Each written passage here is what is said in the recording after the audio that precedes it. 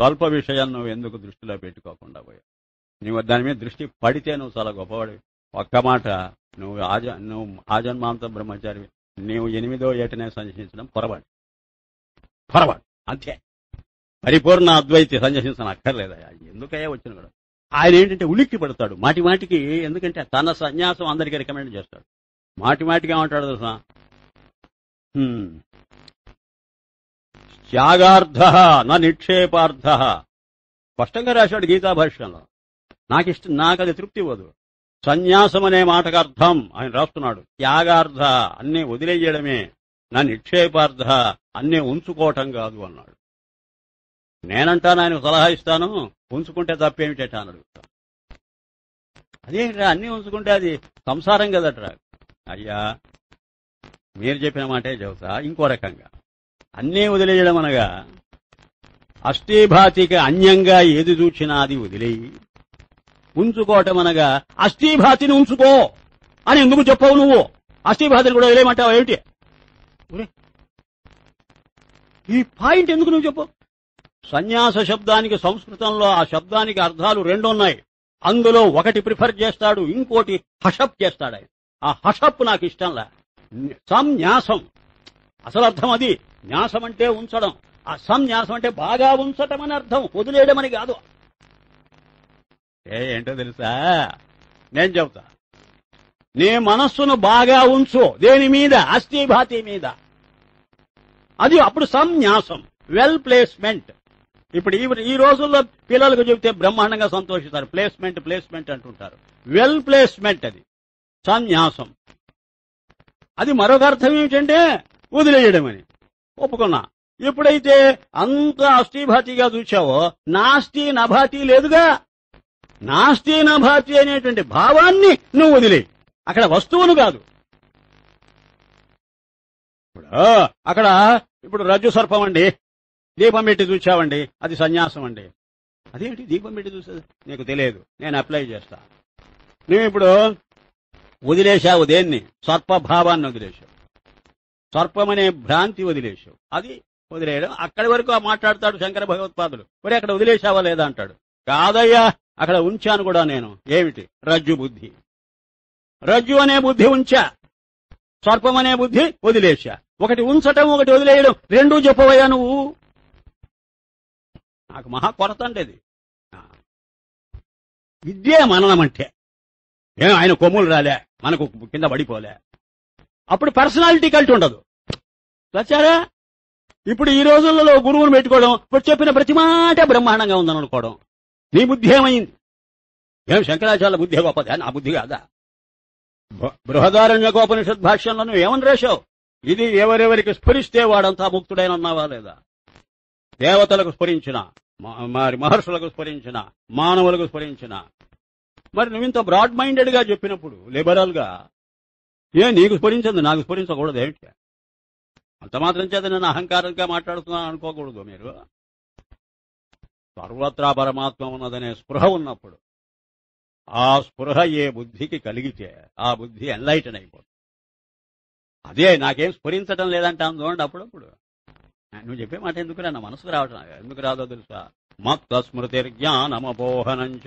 నా వల్లనే నీకు ఒకటి గుర్తు వస్తుంది, నా వల్లనే నీకు గుర్తు రాకుండా పోతుందని భగవద్గీత చెప్పింది. అద్భుతం అది.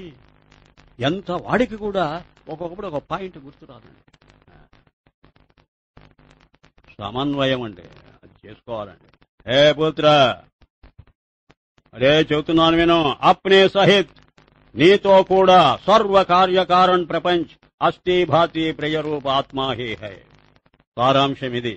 నీతో సహా అంటే మిథ్యాత్మతో సహా, సర్వ ప్రపంచంటే గౌణాత్. ఇలాగా మననం చెయ్యాలి మనం. వాడు ఏదో చెబుతున్నాడని మనం ఏదో గొర్రెల్లాగా వినడం కాదు. మనమేం గొర్రెలమా? కమ్మలి వారైతే మాత్రమేం గొప్ప? అహంకారం కాదు అది. ఆత్మవిశ్వాసంతో మాట్లాడు. అప్పుడుగా నువ్వు ప్రొసీడ్ కాలేవు, ప్రోగ్రెస్ కాలేవయ్యా. నువ్వు అంతసేపటికే స్టాగ్నేట్ అయిపోతావు. ఏం కర్మ మనకు? ఆయన చెప్పింది సత్యానికి ఎంత దగ్గరగా వస్తుంటే అంత గొప్ప. దూరం అయిపోయి మాట్లాడుతున్నాడా? నేను లెక్క చేయను, అసలు నేనే చెయ్యను. అందుకనే మీకు నేను సలహా ఇస్తున్నా, పర్సనాలిటీ కల్ట్ మానేయండి. హ్యూమన్ వర్షిప్ చేస్తున్నారు ఆఖరుకు. నాకు అక్కడ మాత్రం మహా కష్టంగా ఉంటుంది. పనికిరాదు. ఆయన చెబుతున్నప్పుడే నాకు స్ఫురిస్తున్నారు చూడండి. అప్నే సహిత్, నీతో సహా అన్నాడంటే మిథ్యాత్మ పోయింది. సర్వ కార్యకారణ ప్రపంచ్ అన్నాడనంటే గౌణాత్మ ఎగరగొట్టాడు. ఎలా ఎగరగొట్టాడు? రెండింటికి ఒకే రంగు పూశాడు. అస్థి భాతి ప్రియరూప ఆత్మాహి హై అంటున్నాడు. ఈస్ విధి పక్షకో గ్రహణ్ కర్. ఇదేట పాజిటివ్ గా చూడడం అంటే. ఇలా చూసుకో మొత్తం. అప్పుడు నువ్వు ఉదయవలసిందేది లేదు. అన్నింటినీ పాజిటివ్ గా తీసుకున్నావు. లేదా ఇంకో రకంగా చెబుతా, వాంగ్మనసగోచర కార్యకారణ సంసారసే మై సచ్చిదానంద రూపాత్మ అవాంగ్మనసగోచరం అనుకో. ఈ నాకు కనిపించే ఈ మొత్తం ప్రపంచం కంటే దాన్ని దర్శిస్తున్న నా జ్ఞానమే ఆత్మస్వరూపం అనుకో. అంటే ఇదో ఆ దృష్టితో చూస్తే ఇది కూడా జ్ఞానమే. నాకు భిన్నంగా మరేం లేదనుకో. నాకు భిన్నంగా మరేం లేదంటే నేనే ఉన్నాననే కదా అర్థం. ఆ నేనే ఉన్నానని చెప్పినా ఒకటే, నాకు భిన్నంగా మరొకటి లేదని చెప్పినా ఒకటేనా కాదా? ఆ మాత్రం మాటకారితనం మనకు లేకపోతే ఎట్లాగండి? ఆయన ఎంత మాటకారిగా మాట్లాడుతున్నాడో చూడండి. మనకేనా లౌక్యం లేనిది?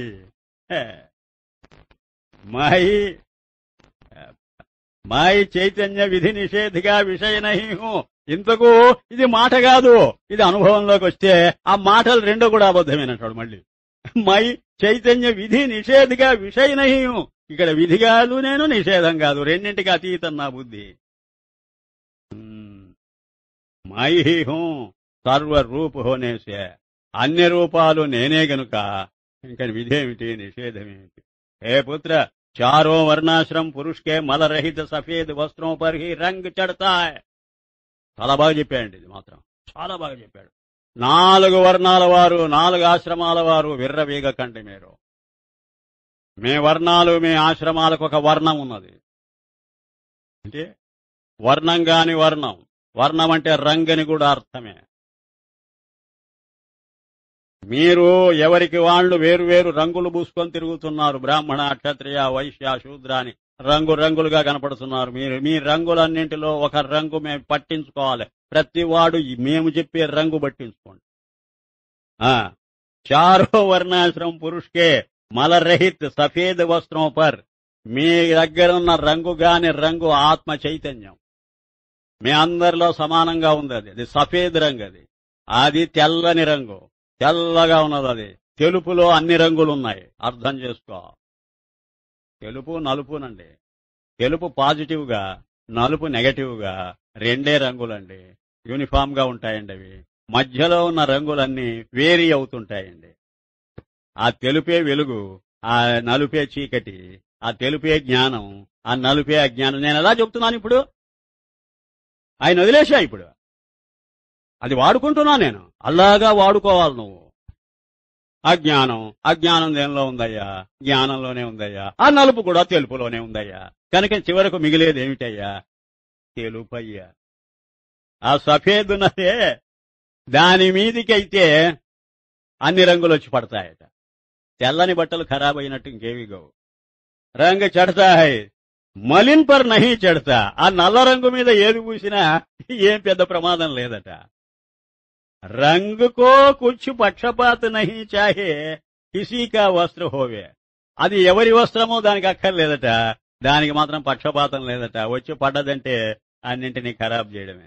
తాయిసే శమ దమ అమానిత్వాది తథా సత్ సంభాషణాది ధర్మానుష్ఠాన్ కర్ శుద్ధ అంతఃకరణ్ మే హీ. ఈ శమదమాదులతో, శ్రవణమన్నాదులతో శుద్ధమైనటువంటి అంతఃకరణం ఉంటే అది తెల్లని వస్త్రం అట. నీ దగ్గర తెల్లని వస్త్రం ఉంది, అది మనస్సు.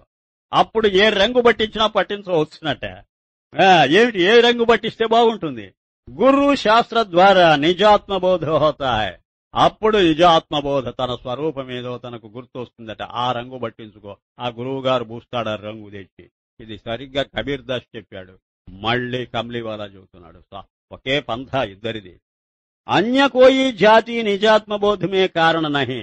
నేను బ్రాహ్మణ్ణి, నేను క్షత్రియుని అనే జాతి కాదు ఇక్కడ తేడా తెచ్చేది. నీకు తేడా తెచ్చేది ఆ జ్ఞానం అజ్ఞానం రెండే మాటలు. హే పుత్ర, నిష్కామ కర్మకే అటు అనుష్ఠాన్ సే శుద్ధ మన్కర్. ముందు నిష్కామ కర్మ అనుష్ఠానం చేయి. తర్వాత శుద్ధం చేసుకో మనస్సు. సగుణ్వా నిర్గుణ ఉపాసనాకే అనుష్ఠాన్ సే నిశ్చల్ మన్కర్. ఉపాసన వల్ల నిశ్చలం చేసుకో, కర్మయోగం వల్ల శుద్ధి చేసుకో, భక్తి యోగం వల్ల ఏకాగ్రం చేసుకో. అవి రెండే నువ్వు చేసుకోవాల్సిన పనులు. పశ్చాత్ ఆ తర్వాత జ్ఞానరూపీ రంగు చెడేగా, జ్ఞానమనే రంగు పూసుకో. ఆ తెల్లగా ఉందిగా నీ మనస్సు, ఆ తెలుపు మీదకి దెక్కించు. అన్యథా నహి చెడేగా, అది నీవు తెల్లగా మారకపోతే ఏ రంగు పట్టదు. నువ్వు తెల్లగా మారిపో. అప్పుడు మేము చెప్పేటువంటి జ్ఞానం అనే రంగు మీకు పూస్తాం, పడుతుంది బాగా. అంటే బోధ మనస్సుకు బాగా పడుతుందని, లేకపోతే పట్టి చావదు. ఎందుకు చావదు? ఈ రంగులన్నీ పూసుకున్నావుగా, ప్రపంచం రంగులన్నీ. పెళ్ళాన్ రంగు, బిడ్డల రంగులు, మంచి చెడ్డల రంగులు, సుఖ దుఃఖాల రంగులు, ఈ రంగులు పూసుకునేటరికి ఆ రంగు బట్టి చావదు. ఇప్పుడు గోడలకు వాటికి రంగేసేటప్పుడు, తలుపులకు ద్వారబంధాలకు పెయింట్ వేసేటప్పుడు ముందు గోకి పారేస్తారు, అంతకు ముందు అనేదంతా. అది శుద్ధి చేయడం అంటే.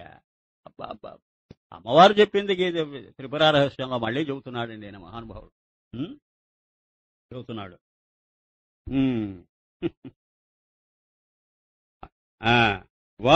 నిరహంకార సరళ బుద్ధి, నిరహంకారమైన సవ్యమైన బుద్ధే ఆ తెలుపు. దాని మీద పట్టించుకో. అస్థిభాతి అనే రంగు, అది రంగు. రంగు గాని రంగు అంటే ఈ రంగులన్నీ మళ్ళీ పట్టించుకుంటాడని కాదు. పుత్రనేక జ్ఞానరూప రంగు లగేగా, అదే చెబుతున్నాడు. జ్ఞానమనే రంగు పడుతుంది. జ్ఞేయమైన రంగులు కావు. జ్ఞేయమైన రంగులు రంగురంగులుగా ఉంటాయి, అవి కావు. జ్ఞానమనే రంగు ఒకటే రంగు. పుత్రనేక హే పిత, బ్రహ్మ సగుణ హై వా నిర్గుణ హై. నాన్నగారు ఒక్కటి చెప్పండి నాకు. ఏంటి? చాలా మందికి సందేహం, నాకు అదే సందేహం. అది ఏమిటనంటే, బ్రహ్మం అనేది సగుణమా నిర్గుణమా? చెప్పండి. సగుణమనంటే ద్వైతం విశిష్టాద్వైతం వచ్చి కూర్చుంటాయి. నిర్గుణం అంటే కేవలం అద్వైతం ఉంటుంది. అప్పటికి అద్వైతమా అది చెప్పేది కరెక్టా, ద్వైత విశిష్టాద్వైతాలు చెప్పేవి కరెక్టా అని అడిగినట్టున్నది. పితానేక రే, వాళ్లకు తలకాయ లేవు, నీకు తలకాయ లేదురా, ఏమిట్రా పిచ్చి ప్రశ్న అన్నాడు. అనేసరికి అయ్యో ఇది చాలా బర్నింగ్ ప్రాబ్లం అండి, ఇది పిచ్చి ప్రశ్న అంటారేమిటి? నేను దీనికి సమాధానం ఒక దృష్టాంతంతో చెబుతాను, నీవు దాన్ని అర్థం చేసుకో, నీకే తెలిసిపోతుంది. किरलकाटी का नाम करके जीव विशेष है, उसके एक తొండ అనేది ఎప్పుడైనా చూసావా నువ్వు? చూచావా? తొండ ఎందుకు చూడలేదు నాన్నగారు? చూచావే గాని అర్థం చేసుకోవాలి. उसके एक दिन में स्वाभाविक అనేక రంగు బదల్తే హై. ఒక రోజు 24 గంటలు ఆ చెట్టు మీద ఉన్న ఆ తొండ దగ్గర కూర్చుంటే నువ్వు, అది మౌనంగా నీకు చెబుతుంది ఎన్నో విషయాలు. ఏం చెబుతుందండి? ఒక్క రోజులో ఎన్ని రంగులైనా మారుస్తుంది. తీసుకో నా జాంతా హువా నగర్ నివాसी पुरुष ने वनवासी से पूछा कि किरलकाटी का लाल रंग है वा सफेद. అది తెలియని వాడు పాపం ఒకడిని అడుగుతున్నాడట, ఏమయ్యా ఈ తొండకు రంగు తెలుపా, నలుపా, పసుపా, ఎర్రుపా అని అడుగుతున్నాడు. उसने कहा कि लाल भी यही होता है और सफेद भी यही होता है. వాడన్నాట అదే తెల్లగానే ఉంటుందండి, అదే అప్పుడప్పుడు ఎర్రగా కూడా మారుతుందండి అన్నాడు. అది ఊసర వెళ్ళి. ఈ తొండే రంగు మారిస్తే ఊసర వెళ్ళి. అందుకే లోకంలో కూడా ఊసర వెళ్ళిలాగా రంగు మారుస్తావేమిటి రావాడు అని అంటుంటారు చూడండి. తైసేహి హే పుత్ర, అలాగే ఓ బాబు, సత్చిత్ ఆనంద రూపు తేరా స్వరూపు హి. సత్చిత్ ఆనందమే నీవు మామూలు తొండ రంగు. నీకు ఆ తొండ రంగు కాస్త ఊసర వెళ్లి రంగు అయితే నన్నేం చెప్పమంటావు? సగుణ, ఆ సగుణం అప్పుడు ఆ ఊసర వెల్లిగా మారిందో చచ్చిందే, ఇంకా సగుణమేది. ఆరు నిర్గుణ, మళ్ళీ ఎంతోసేపు ఉండదు, అది మళ్ళీ నిర్గుణంగా కూడా మారుతుంటుంది. అంటే దానికి లేని బాధ నీకు దేనికిరా? ఆ బ్రహ్మము నిర్గుణంగాను ఉండగలదు, సగుణంగాను ఉండగలదు. తొండే అన్నట్టు బ్రహ్మం బ్రహ్మమే. ఎవరికో ఇది ఎక్కడా చూడలేదండి నేను. ఈ దృష్టాంతం ఎప్పుడే ఏ పుస్తకంలో చూడలే. బ్రహ్మాండంగా ఉన్నది. और निर्गुण दोनों रूप है, अन्य नहीं. మరొకటేమీ కాదు. మూర్ఖ వివాద కర్తే హై. పనికి మాలిన వాళ్ళు ఊరికే తమలో తాము వాదోపవాదాలు చేస్తుంటారు. ఏమని? ఇది అదే, అది ఇదే అని. ఇప్పుడు చెప్పమంటారా ఒక మాట? భయపడకుండా వినండి. కమలీవాలాను వదిలేసి చెబుతున్నా. అస్థిభాతీయే బ్రహ్మం. అస్థిభాతీగా అది తొండే, దానికి ఉండవలసిన రంగు ఏదో అది ఉన్నది, అది ఊసరవెల్లి అయింది. ఏంటో తెలుసా ఊసరవెల్లి రంగులు? జీవుడొక ఊసరవెల్లి రంగు, జగత్తొక ఊసరవెల్లి రంగు, వీటి వ్యవహారం ఒక రంగు, వీటి వల్ల కలిగే కష్ట సుఖాలు ఒక రంగు, ఈ మొత్తం ఊసరవెల్లి.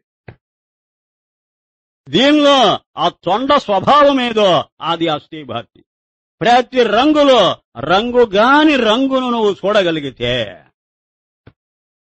అది సాధన. రంగు లేని చోట రంగొచ్చి పడ్డది. ఆ వచ్చి పడ్డదన్నప్పుడు అధ్యారూపం, పడలేదన్నప్పుడు స్వరూపం.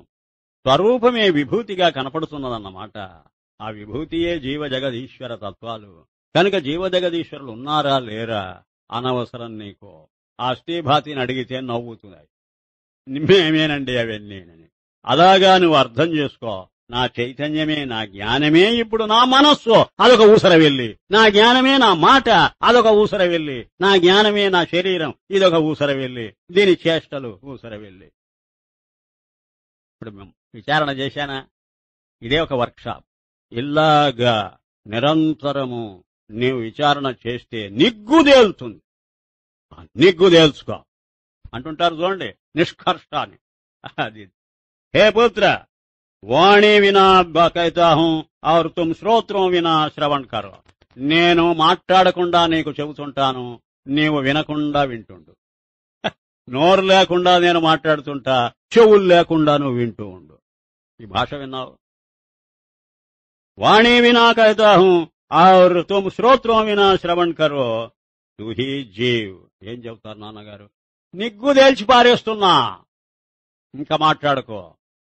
నువ్వు ఇంకా ప్రశ్న లేదు, జవాబులు లేవు.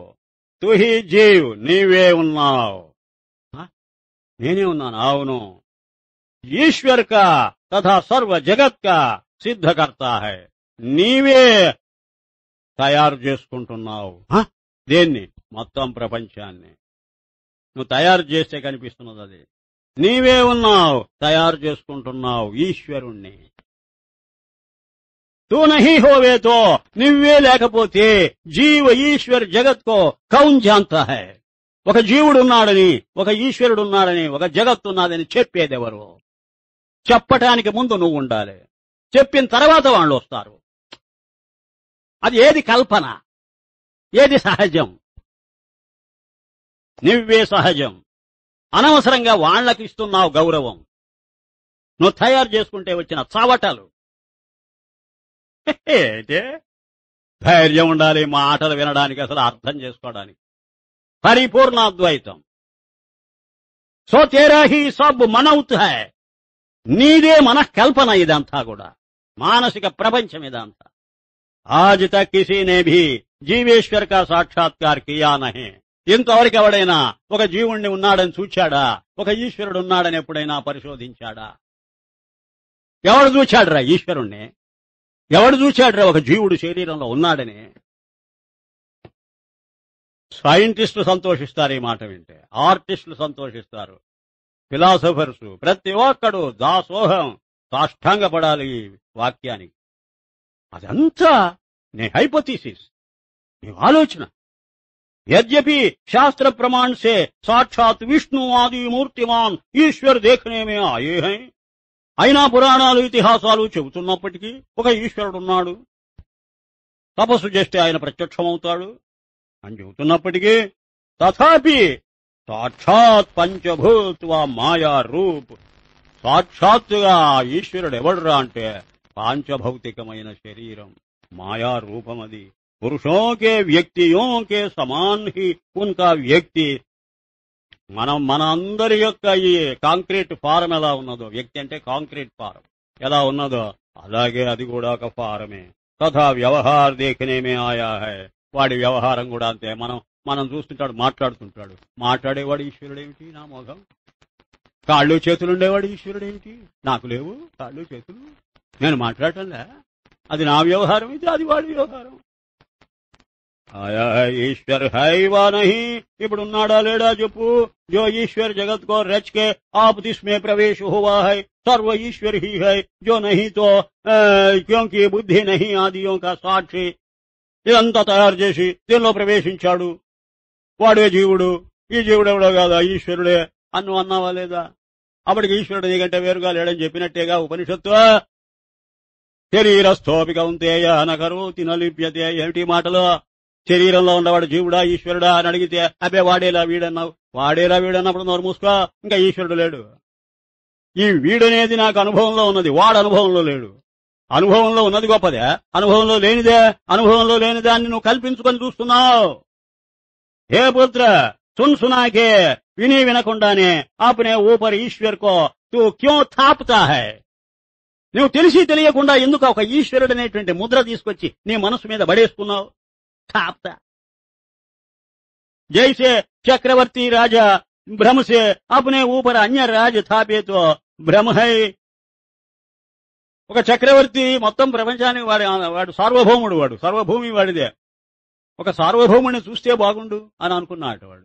నువ్వే సార్వభౌముడివి, నువ్వే చక్రవర్తివి, ఈ దేశానికి చక్రవర్తి ఎవరండి అని ఒక చక్రవర్తి అడిగితే ఎలా ఉంటుంది?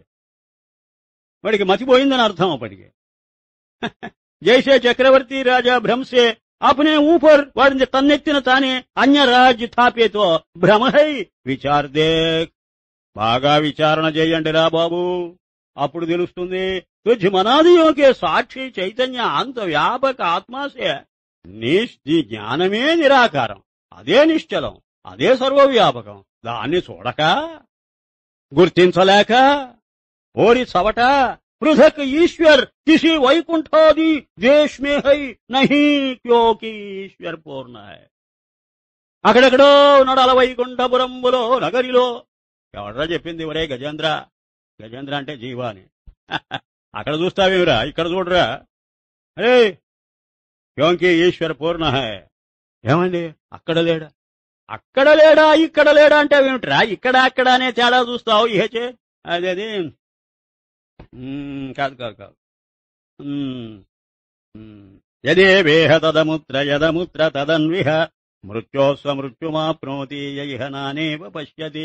ఇక్కడ ఏది చూస్తున్నావో అక్కడ అదే, అక్కడ ఏదో ఇక్కడ అదే అని ఉపనిషత్తు వాయించి పారేస్తుంటే ఓరి పిచ్చివాడా, మూర్ఖవత్, నువ్వు కేవలం బేవకు మిథ్యా దృశ్య పదార్థం ఒక ఆశ్రయ మత్కర్, దాన్ని ఆలంబనంగా చేసుకుని దాన్ని ఆధారంగా చేసుకుని బతుకుతున్నావు. ఒకరి దయాధర్మ భిక్ష కావాలా నీకు? అడక్క తిను. నీవు స్వార్జితం కావలసినది కోటాను కోట్లున్నాయి నీ దగ్గర, పోయి అడుక్కు తింటావేమిరా ఊరంతా?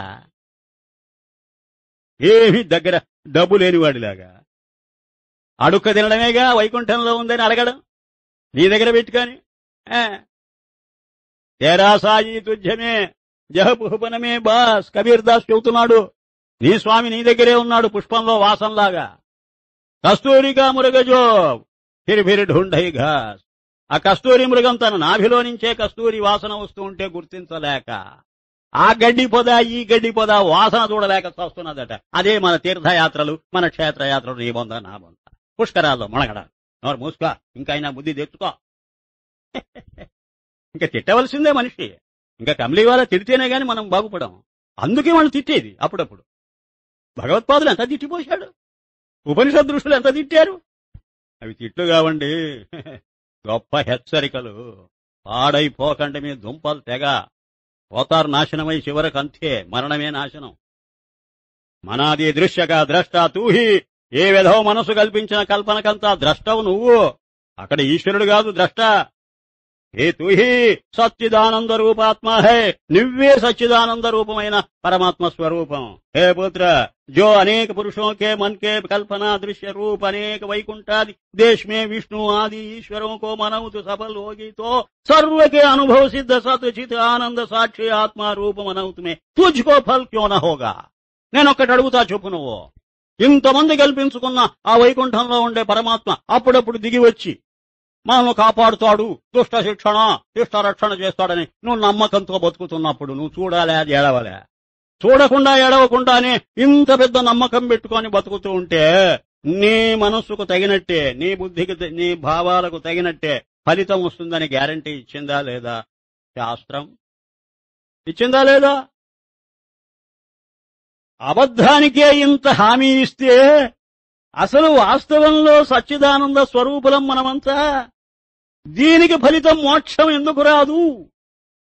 ఒక శిలా విగ్రహాన్ని నువ్వు నిరంతరము ధ్యానం చేస్తూ చెందుతూ ఉంటే దానివల్ల నీకు వరాలన్నీ అది ప్రసాదిస్తుందని మరి శాస్త్రం చెబుతున్నప్పుడు అప్యసత్ప్రాప్యతే నిత్యాప్తం బ్రహ్మకిం పునః. స్వామివారు పంచదశే వేదాంత పంచదశలో స్వామివారు అంటున్నారు, అసత్తైనటువంటి దానివల్లనే నీకు ఫలితం వస్తుందని ఆశపడితే సద్రూపమైన పరమాత్మలో అదే నీ స్వరూపమేది, దానివల్ల మోక్షమనే మహాఫలం వస్తుందని ఎందుకు నువ్వు నమ్మవు? సాక్షి ఆత్మారూప మనవుతుమే తుజ్కో ఫల్ క్యూ నా హోగా. దబాయిస్తున్నాడు ఆయన. ఆ మనిషి అసలు పెద్ద స్టాల్ వర్క్, ఆయన కూర్చుంటేనే అంత ఎత్తుంటాడు. కమ్లీవాల కోటినా కొడతాడు. పంజాబీ బ్రహ్మాండమైనటువంటి వస్తాదు ఆయన. ఎంతో అవశ్య హోగా, తప్పకుండా నీకా ఫలితం ప్రాప్తిస్తుంది. ఓ తెలివి తక్కువగా మాట్లాడుకో. క్యోకే దోనో భావన శాస్త్ర ప్రతిపాద్య. నేను ఒక మాట అడుగుతా, అది శాస్త్రమే చెప్పింది, మరి ఇది శాస్త్రమే చెప్పిందే. అది మాత్రం నమ్మి ఇది ఎందుకు నమ్మవు? ప్రవృత్తి మార్గాన్ని అయితే నమ్ముతావు, ఎందుకంటే నీకు అనుగుణంగా చెబుతున్నది కదా, అది నీ బుద్ధికి అనుగుణంగా. గొర్రె కసాయి వాడినే నమ్మిందని ఒక సామెత, వాడినే నమ్ముతుంది అది. ఈ దుంపదిగా వాడు చంపుతాడేందునా మన మాట నమ్మదు. అలా ఉంది ఇప్పుడు వ్యవహారం. ఈశ్వరక లోపు పరోక్ష బాతోసే నహి హోతా. పరోక్షమైన వాక్యాల వల్ల ఈశ్వరుడు లేకుండా పోడు, ఆత్మస్వరూపంగా ఎప్పుడూ ఉంటాడు. ఇవన్నీ పరోక్షమైన మాటలు వదిలే. తో అప్నే సతుచిత ఆనంద రూపాత్మకో హి. ఈ ప్యాసేజ్ అని బాగా చదువుకోండి మీరు. నేను ముఖ్యమైన ఘట్టాలు చదువుకుంటూ వెళ్ళిపోతున్నా. అందువల్ల మీరు బాగా జాగ్రత్తగా ఆ తెలుగు అనువాదం ఉన్నదే చూడండి. ఓపిక ఉండదని నేను చెబుతున్నా, తప్ప మరేం లేదు. సత్వచిత ఆనంద రూపాత్మకో హి ఈశ్వర్ జాన్. నువ్వు ఈశ్వరుడిని ఎక్కడ వైకుంఠంలో కైలాసంలో పెడితే నేను చంపుతాను నిన్ను. సచ్చిదానంద రూపమైన నీ స్వరూపమే ఈశ్వరుడని నమ్ముకో. ఆప్కో ఈశ్వర్ మాన్నేమే భయ రాఖేతో. నీకేమైనా భయం ఉందా ఏంటి? నేనే ఈశ్వరుడు అంటే నీకేమైనా ఉణుకు పట్టుకున్నదా? భయపడిపోతున్నావా ఏంటి? చూడండి, మనకుండే సైకాలజీ. నేనే ఈశ్వరుని ఎట్లా అవుతాను? నేను దేవుడినే అని నీకైనా జిడ్డు ఉందా? నీకైనా భయపడుతున్నావా ఏంటి? మాన్నేసే భయ రాఖేతో మత్ మాన్. వదిలేయి. నువ్వు అంత భయపడి వచ్చేవాడికి నేను చెప్పను. పో, వెళ్ళిపో. కోపం వద్దు. అద్వైతం క్లాసులో కూర్చొని భయపడతావేట.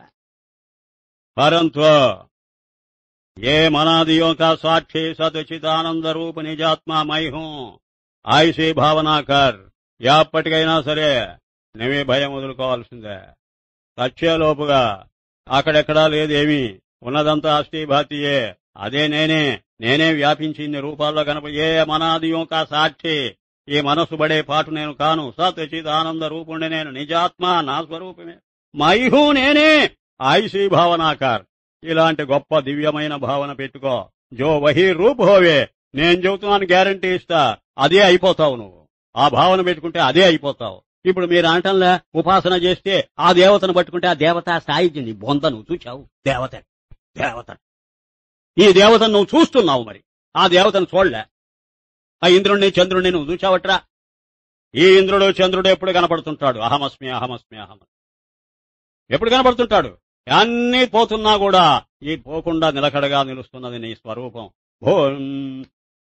బాల్యాదిష్వపి జాగ్రత్తాదిషు తథా సర్వాస్వస్థాస్వపి వ్యావృత్తాసు. అవన్నీ వెళ్ళిపోతున్నప్పటికీ అనువర్తమానం కంటిన్యూ అవుతున్నది ఏదో తెలుసా? అహమిత్యంత స్ఫురంతం సదా స్వాత్మానం. అది దేవత. భగవత్పాదులు చెప్పింది చూడ ఎట్టా అతికినట్టున్నదో. కమలీవాలా చెప్పిన దానికి ఎలాగా బ్రహ్మాండమైన అనుభావులు అన్నది ఏది చెప్పినా ఒక్కటే చెబుతారు, దానిలో తేడా రాదు. అప్పుడే అద్వైతం.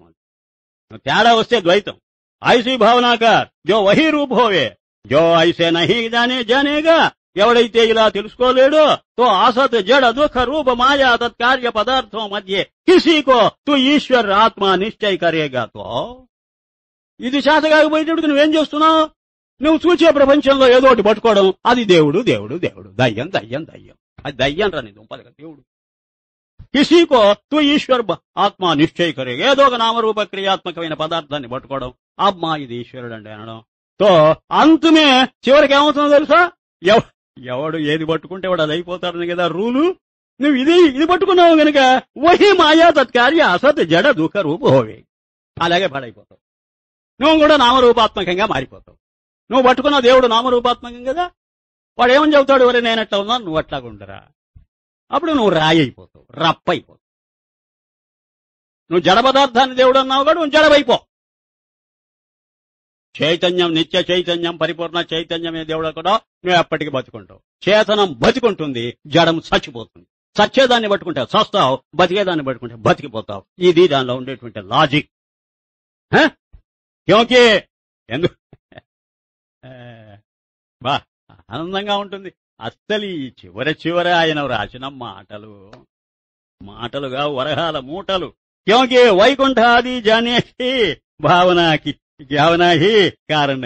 దాన్ని వైకుంఠానికి పోదామని కదా కలగంటున్నావు. ఆ భావనే దాన్ని పొందడానికి కారణమైంది. అందుకనే లోకాంతరాలకు ప్రయాణాలు చేయవలసి వస్తున్నది, జన్మాంతరాలకు చేయవలసి వస్తున్నది. అందుకే ధర్మ పురుషార్థం అక్కడ చోటు చేసుకున్నది. నీ బలహీనతకు తోడ్పడుతుంది ధర్మ పురుషార్థం. నీ బలానికి ఎంతైనా ప్రోత్సాహం ఇస్తుంది బ్రహ్మ పురుషార్థం. కనుక నీకు బలం కావాలా, బలహీనత కావాలా, అర్థం చేసుకోరా పిచ్చివాడ. పుత్రనే కహ. మళ్లీ కుమారుడు గారు ప్రశ్న వేస్తున్నాడు. హే పిత, మన్కే రోకినీ కా ఉపాయ్ కహో. ఊడిక పరిపరి విధాలు పోతున్నదయ్యా నా మనస్సు. ఈ మనస్సును దారికి తెచ్చుకునే మార్గం ఏదైనా ఉందా? మనో నిగ్రహం అది ఎలా సాధించాలా? క్యోంకి మన్ రుకే వినా దుఃఖ హోతా హై. మనస్సు స్వాధీనం కాకపోతే అంతా కష్టాలే కదా. రోకినేసే సుఖ హోతా హై. అది అరికడితేనే సుఖం అని అంటారు పెద్దలు. ఐసే శాస్త్రమే సునా హై. శాస్త్రం చెబితే వినున్నాం మనం. పితానే కహా హే పుత్ర, జైసే ఘటాకాశ వాయువుకే రోకనే కా ఉపాయ పూచే. ఒక ఘటాకాశం వచ్చి ఈ వాయువును ఎలా బంధించాలని అడిగిందట. ఘట ఆకాశం గాలిని మూట కట్టడం ఎలాగా అని ఆకాశం అడిగిందట. వింటుండండి ఎంత బాగుంటుందో. తర్వాతనండి చౌతా ఆకాశ్ కా వాయు బాహర్ జావేతో ఘటాకాశ్ వాయువుకో రోకే. ఆకాశము వాయువు ఆకాశానికంటే దాని సరిహద్దులు దాటి బయటికి వెళ్లిపోయి ఉంటే బాగుంటున్నారా? ఆకాశము సరిహద్దులు దాటి గాలి ఇంకెక్కడైనా తిరుగుతుంటే ఈ ఆకాశం దాని దగ్గరికి వెళ్లి దాన్ని గట్టిగా పట్టుకొని లోపలికి తెచ్చుకోవచ్చు. ఎరా పరంతు వాయు ఆకాశసే బాహర్ జాతా నహి. ఆకాశాన్ని వదిలేసి ఎప్పుడు వాయువు బయటికి వెళ్లదు. బయట అనే ప్రశ్న లేదు, అంతా ఆకాశంలోనే ఉండాలి ప్రతిదీ. ఆకాశకే భీతర్ అంటే అందర్ అని. ఆకాశం లోపలే హీ వాయు స్థిత్ హై. వాయు అక్కడే ఉన్నది. మరి ఆకాశ కా కార్య హోనేసే, ఎందుకంటే ఆకాశం సృష్టించింది ఆ వాయువును. ఆకాశ సే వాయు కా బాహర్ నజానా హీ వాయు కా రుకనా హై. ఆకాశాన్ని దాటి వెళ్ళకపోవడమే ఆ వాయువు దానిలో బందీ అయి ఉండడం. ఆ వాయువును అరికట్టడం అంటే ఆకాశం కంటే వెలపల లేదు, ఆకాశం లోపలే ఉన్నదని అనుకోవటమే దాన్ని నిగ్రహించటం. సో స్వతః సిద్ధై, అది ఎప్పుడూ స్వతసిద్ధమైన విషయమే. తథా వాయుకే రుక్నే నరుక్నేసే ఆకాశకో హాని లాభ భీ నహి. దాన్ని తనలో ఉంచుకున్నా తనను దాటిపోయిందని అనుకున్నా దానికి లాభ నష్టాలేం లేవు ఆకాశానికి. చెప్పమంటారా? వివరంగా చెప్పాలి. ఆకాశం అంటే సర్వత్రా ఉన్న నిశ్చలమైన నిరాకారమైన తత్వం. అది అన్నీ తనలోనే ఉన్నాయి. ఒకదాన్ని అరికట్టడం అంటే అర్థం ఏమిటి? తనకు స్వాధీనం చేసుకోవటం. తనకు స్వాధీనంలో లేనిదాన్నే చేసుకోవాలి గాని తన స్వాధీనంలోనే ఉంటూ ఉన్నప్పుడు ఇంకా కొత్తగా చేసుకోవడం ఏమున్నది? అయితే ఏమిటి స్వాధీనం చేసుకోవడం అంటే అర్థం? తనలోనే ఉన్నది అని గుర్తించడం. అలాగే ఇప్పుడు మనస్సును స్వాధీనం చేసుకోవడం అనగా ఎవరంటున్నారా మాట? మనస్సును నేను స్వాధీనం చేసుకోవాలను అని దేనికి కలిగింది? అది జ్ఞానానికి కలిగింది. జ్ఞానం సాకారమా నిరాకారమా? నిరాకారం. నిరాకారం అయితే వ్యాపకమా కాదా? వ్యాపకం. అదేగా ఆకాశం, అదే చిదాకాశం. ఈ మనస్సు వాయువు, ఈ మనస్సే గాలి, తిరుగుతూ ఉండేది గాలి. అంటే ఇటు అటు చెలుస్తూ ఉన్నది కదా, నీవు నిశ్చలం చేసుకోవాలి కదా. మనస్సు నీలో ఉన్నది అనుకోవడమే మనస్సు నిశ్చలమైపోవడం. ఓరి నీవు నిన్ను మరిచిపోయి నువ్వు ఆకాశం తన స్వరూపాన్ని మరిచిపోయి ఈ గాలిని ఎట్లా బంధించటం? తన స్వరూపాన్ని ఒక్కసారి గుర్తు చేసుకున్నదో వాయువు అక్కడే ఉన్నది.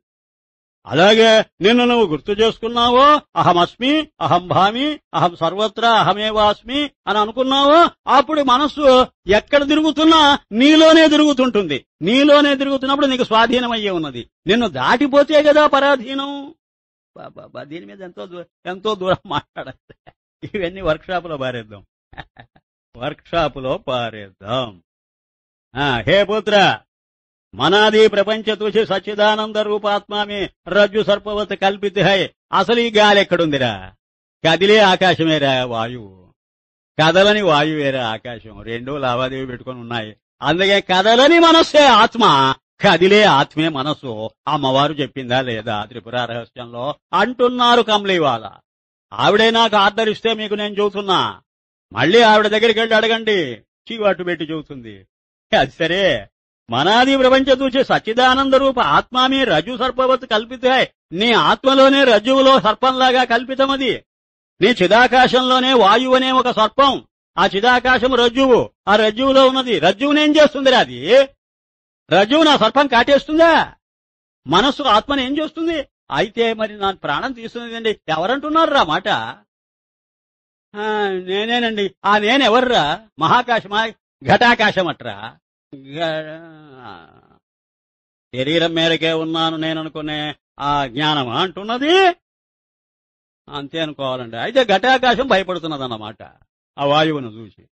ఒక పెద్ద గాలి వీస్తున్నది బయట. ఈ ఘటంలో ఉండే ఆకాశం భయపడిపోతుంది. ఎందుకంటే ఘటం కూడా ఇటు అటు కదిలిపోతుంది. దాంతోపాటు నేను కదిలిపోతున్నాను అనుకుంటున్నాను. అప్పుడు ఏమనుకోవాలి? ఆ ఘటాకాశం ఏదో ఘటానికి నాకేం సంబంధం? నేను ఆకాశం కదా. ఈ వాయువు ఎక్కడున్నది? నాలో ఉంది కదా. అద్దుగా నువ్వు పైకి ఎదుగరా. నువ్వు చిదాకాశం అయి మాట్లాడు. అప్పుడేమవుతుంది? ఇంకా వాయువును బంధించనక్కర్లే. నీ ప్రయత్నం నీలో ఉండాలి. వాయువు మీద నువ్వు ఆపరేట్ అవ్వడం కాదు. మనస్సు నా మీద ఆపరేట్ అవ్వకు. నీ స్వరూపం ఏమిటి అని గుర్తు చేసుకోవటమే ఆపరేషన్. దీని మీద ఎంతైనా మాట్లాడు అంటే గట్టిగా నిలబడండి మీరు. మనాది సో స్వతహా హీ కల్పిత వస్తువుకో అధిష్టాన్ని రోక్ రుఖాయ్. కల్పితమైన పదార్థాన్ని అధిష్టానం ఎప్పుడూ బంధించే ఉందట. ఆ రజ్జు ఎప్పుడూ ఆ సర్పాన్ని తన గుప్పిట్లో పెట్టుకొని ఉందట. ఆ సూర్యరశ్మి ఎప్పుడూ ఆ ఎండమావులను తన దగ్గర పెట్టుకునే ఉందట. ఇక బంధించడం ఏంటి కొత్తగా? దాన్ని దాటిపోతే కదా ఇది.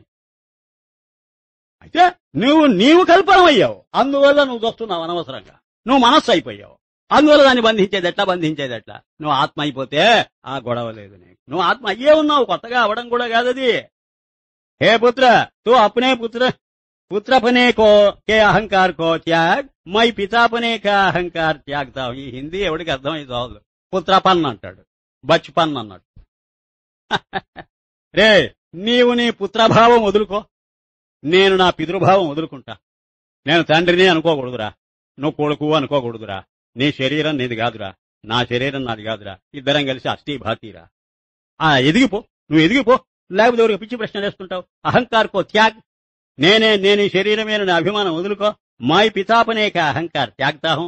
నేను తండ్రిననే అహంకారం నేను పోగొట్టుకుంటున్నా. మై వాణి వినాకహితాహం. అప్పుడే నేను నోరు లేకుండా మాట్లాడగలను. నోరు కాదుగా నేను. తూ శ్రోత్ర వినా సున్. నీవు అప్పుడు చెవి కాకుండా వింటావు. ఏం భాష ఇది? ఎక్కడ విన్నారు ఈ భాష? పరంతు ఐసే కహ किससे परे कहना, सूंघना, सुनना, स्पर्श करना, देखना, रस लेना, ध्यान करना, जानना और व्यवहार बाकी न रहे. अथवा सर्व कहना, सुनना, सूंघना, देखना, स्पर्श. అప్పుడు చెప్పరా, ఏది వింటావు, ఏది గంటావు, ఏది వాసన చూస్తావు, ఏది నాలుగు రాసుకుంటావు, ఏది చేస్తావో చెప్పు. రే, ఏది చేయలేదో చెప్పు, ఏది చేస్తావో చెప్పు, ఏది చెయ్యలేదో చెప్పు. అన్నీ చేసినా చెయ్యని వాడివే, అన్నీ చేయకున్నా చేసిన వాడివే. ఎప్పుడు ఉపాధి లేకపోతే. ఉపాధులే చెయ్యటం చెయ్యకపోవటం అనే అడ్డు గోడలు కల్పిస్తున్నాయి. ఉపాధి అనేది నువ్వు కాదు, సర్వవ్యాపకమైన ఆకాశాన్ని అనుకున్నావా? నువ్వు చేసినా చేస్తావు, చేయకపోయినా చెయ్యవు. ఎలాగండి? గాలి వీస్తున్నది, ఆకాశమే అనుకుంటున్నది నేను వీస్తున్నానని. సూర్యుడు ఎండ కాస్తున్నది, ఆ ఆకాశమే అనుకుంటున్నది నేను కాస్తున్నానని. నువ్వు నిజంగా వీస్తున్నావా? ఆకాశమా? వీసటంలా. ఎందుకు? నేను నిరాకారం, నిశ్చలం. నేనెట్లా వీస్తా? చూడు ఈ మాట మారుస్తుంది అది. స్వరూపతః నేనేం చేయటంలే, ఉపాధితః అన్నీ చేస్తున్నా. ఎప్పుడు తెలుస్తుంది? నువ్వు ఉపాధివి అయితే తెలియదు. నువ్వు స్వరూపమై ఉపాధి నా విభూతి అని చూచినప్పుడు చెయ్యని వాడవేమో స్వరూప దశ, చేస్తున్నవాడవేమో విభూతి దశలో ఉండగలవు. ఇవన్నీ వస్తాయిలేండి మనకు. ఇది భాగవతం చివరి అధ్యాయంలో విషయమంతా దీనిలో హారతి పట్టినట్టు అయిపోయి. తక్షకుడు వస్తాడు, కాలు పట్టుకుంటాడు, కాటు వేస్తాడు, విషం ఎక్కుతుంది అని చెప్పి శుక మహర్షి, అదే తక్షకుడు రాడు, కాలు పట్టుకోడు, కాటు వేయడు, విషం ఎక్కదు, రెండో ఒకటే అన్నాడు. చూసారా ఎంత సంస్కారం ఉండాలి మహానుభావుడికి.